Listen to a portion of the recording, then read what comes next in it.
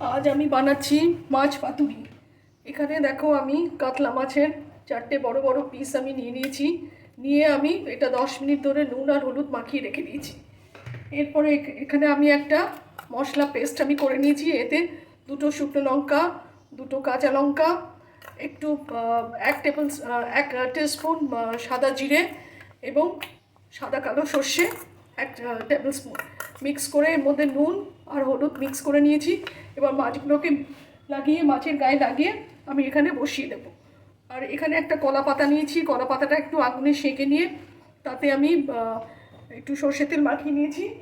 আর এবার আমি এটা মাছগুলোতে মশলাটা মাখিয়ে নিয়ে আমি এর মধ্যে দিয়ে দেবো। বাটির গায়ে একটুখানি ওই মশলাটা লেগেছিল, তার সেই পেস্টটা একটু হাত দিয়ে আমি এখানে আমি দিয়ে দিলাম। আর একদম ধিমে আছে এটা করতে হবে।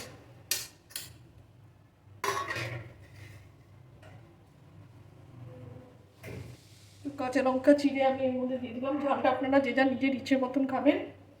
এরপরে পাতাটাকে আমি মুড়ে একটু চাপা আমি দিয়ে দেবো।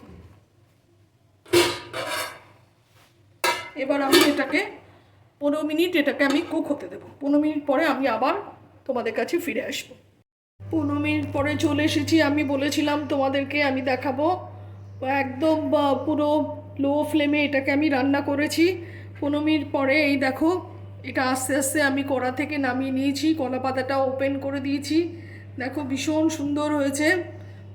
4টে পিস যে মাছ আমি করেছিলাম ভাপা, সেটা পুরো খুব ভালোভাবে সেদ্ধ হয়ে গেছে। এবং একদম আমার রান্না রেডি। এটা এবার গরম ভাতের সঙ্গে আমি এটা এবার সার্ভ করব। এই ছিল আমার আজকের ব্লগ, এবং ব্লগটা আমি এখানেই এন্ড করছি।